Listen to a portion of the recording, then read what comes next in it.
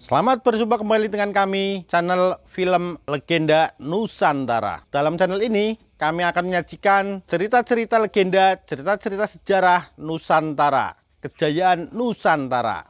Semoga kita semua akan menyadari bahwa negara kita, Nusantara, adalah negara yang sangat luar biasa. Salam NKRI. Kidung Senja di Mataram bagian 77. Dia terperosok berlutut, namun sebuah tendangan mengenai punggungnya membuat dia roboh menelungkup.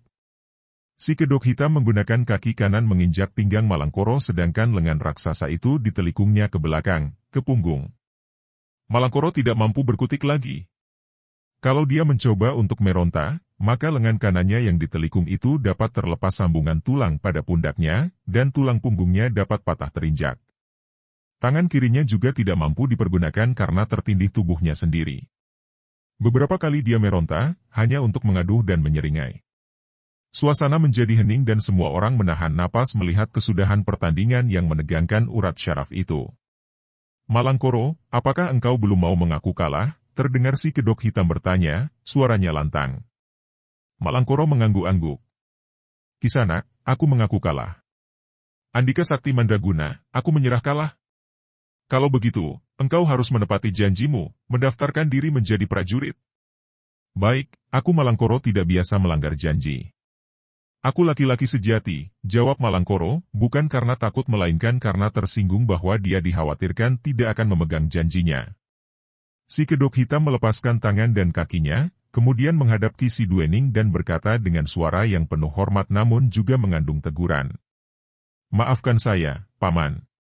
Sebaiknya kalau perjodohan dilakukan atas dasar saling cinta dan saling mengerti, bukan berdasarkan sayembara pertandingan yang hanya akan mendatangkan banyak permusuhan dan persaingan. Setelah berkata demikian, si kedok hitam melompat turun dari panggung. Anak mas, tunggu. Ki Siduening berseru, akan tetapi kedok hitam telah menghilang entah kemana. Juga ketika dia mencari-cari, Bayu tidak dapat ditemukan di antara para penonton. Mawarsi mengerutkan alisnya dan nampak terpukul sekali batinnya. Bagaimana ia tidak merasa kecewa? Dua orang yang diharapkan hadir dan mengikuti sayembara memang benar telah muncul, akan tetapi yang seorang melarikan diri dari Malangkoro, sedangkan yang kedua, biarpun sudah berhasil mengalahkan Malangkoro, ternyata pergi begitu saja dan tidak bermaksud memenangkan sayembara itu dan menjadi jodohnya. Bahkan Banwaji juga tadi tidak menyatakan bahwa dia ikut sayembara untuk memperebutkan dirinya. Kalau saja tidak dilihat banyak orang, mau rasanya ia menangis dan menjerit-jerit. Dengan suara lantang Ki Siduening lalu menyatakan bahwa sayembara ditutup tanpa ada seorang pun yang dinyatakan menjadi calon suami Mawarsi, dan pada saat itu, terdengar derap kuda dan semua orang yang belum pergi segera berlutut menyembah. Ketika Ki Siduening dan Mawarsi mengangkat muka memandang, mereka terkejut karena yang datang adalah Raden Mas Martapura, yaitu Pangeran Mahkota, putra dari Sang Prabu Hanyokrowati. Sebetulnya, Raden Mas Martapura merupakan putra yang ketiga, namun karena Sri Baginda amat sayang kepadanya, maka dia pun dipilih dan diangkat menjadi putra mahkota yang kelak akan menggantikan kedudukan sang ayah menjadi raja. Sang Prabu Hanyokrowati mempunyai 5 orang anak, yaitu 4 orang putra yang bernama Raden Mas Rangsang, Raden Mas Menang, Raden Mas Martapura dan Raden Mas Cakra. Adapun putrinya seorang bernama Diah Ayu Ratu Pandan. Pada waktu itu, Pangeran Mahkota Raden Mas Martapura telah berusia 23 tahun, berwajah tampan dan merasa bahwa dia kekasih ayahnya, dia menjadi manja dan agak tinggi hati. Melihat sang pangeran yang dikawal selosin prajurit berkuda itu datang dan berhenti di situ, Ki Siduening tergopoh-gopoh menyambut, diikuti pula oleh Mawarsi. Pangeran itu tersenyum dan melompat turun dari atas pungguk kudanya ketika melihat Mawarsi dan Ki Siduening. Tentu saja dia mengenal Senopati yang telah banyak berjasa itu, dan sudah beberapa kali pernah melihat Mawarsi putri Senopati itu yang disohorkan sebagai seorang gadis yang sakti mandraguna pula. Setelah memberi hormat, Ki Siduening mempersilahkan pangeran itu untuk berkunjung ke rumahnya. Akan tetapi, Raden Mas Martapura menolak dan hanya naik ke panggung sehingga terpaksa Ki Siduening dan Mawarsi melayaninya. Para penonton tidak jadi bubaran melihat pangeran itu kini berada di panggung.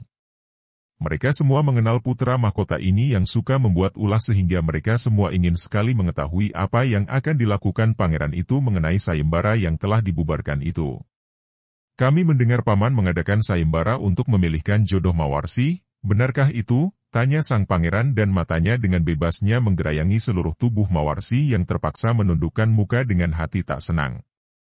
Dalam pertemuan beberapa kali dengan pangeran ini, ia merasa tidak suka, berbeda dengan pangeran lainnya. Pandang mata pangeran ini demikian genit dan penuh gairah. Benar sekali, pangeran, akan tetapi sekarang telah selesai dan bubar, jawab Ki Sinduening cepat. Lalu siapa yang menang? Siapa yang begitu beruntung untuk mendapatkan hadiah Mawarsi yang cantik jelita ini? Kembali matanya liar menggerayangi tubuh darah itu. Tidak ada yang memenangkan sayembara, pangeran. Pemenangnya adalah si kedok hitam, akan tetapi dia bertanding bukan untuk memperebutkan putri hamba Mawarsi. Karena itu, sayembara ini dibubarkan dan tidak ada yang akan menjadi calon jodoh putri hamba. Si kedok hitam? Siapa dia itu? Tidak ada seorang pun yang mengetahui, pangeran, karena dia datang mengenakan kedok hitam. Setelah bertanding dan menang dia pergi lagi. Pangeran itu tertawa. Kalau begitu kebetulan sekali. Paman Sinduening, kenapa sih susah-susah memilihkan jodoh putrimu ini dengan jalan mengadakan sayembara? Hamba telah mendapat persetujuan yang mulia Sang Prabu, karena sayembara ini juga merupakan upaya untuk menghimpun tenaga-tenaga muda yang dikdaya untuk memperkuat barisan kita yang akan menyerang ke timur. Raden Mas Martapura mengangguk-angguk.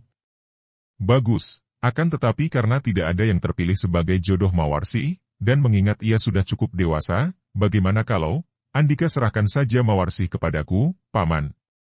Bukan hanya Ki Sinduening dan Mawarsi berdua saja terkejut mendengar ucapan itu, juga semua orang yang mendengarnya menjadi terkejut dan memandang dengan hati tegang. Semua orang sudah tahu belaka akan ulah pangeran mahkota ini yang terkenal mata keranjang, akan tetapi sekali ini hendak mengganggu putri seorang senopati yang berjasa dan yang dipercaya Sang Prabu. Namun, hanya sebentar Ki Sinduening terkejut. Dia segera dapat mengatasi perasaannya. Kanjeng Pangeran telah memiliki banyak selir, tidak mengapa, Paman. Selirku sudah ada 9 orang, ditambah seorang lagi pun tidak mengapa, kata pangeran itu sambil tersenyum, memotong ucapan Ki Sinduening yang belum selesai. Bukan begitu maksud hamba. Paduka tentu saja boleh memiliki berapa banyak pun selir, akan tetapi putri hamba tidak mau menjadi selir siapapun juga.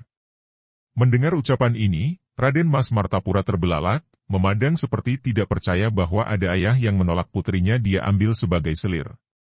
Padahal, menurut pendapatnya, setiap orang ayah pun akan berlomba menyerahkan putrinya untuk menjadi selirnya karena hal itu berarti naiknya derajat mereka. Apa? Andika? Berani menolak kehendakku, Paman, bentaknya marah. Ini merupakan perintah, tahukah Andika? Perintah dari seorang pangeran mahkota, calon raja. Maaf, Pangeran. Hamba seorang senopati dan setiap saat siap untuk mentaati perintah atasan dengan taruhan nyawa, selama perintah itu ada hubungannya dengan tugas hamba.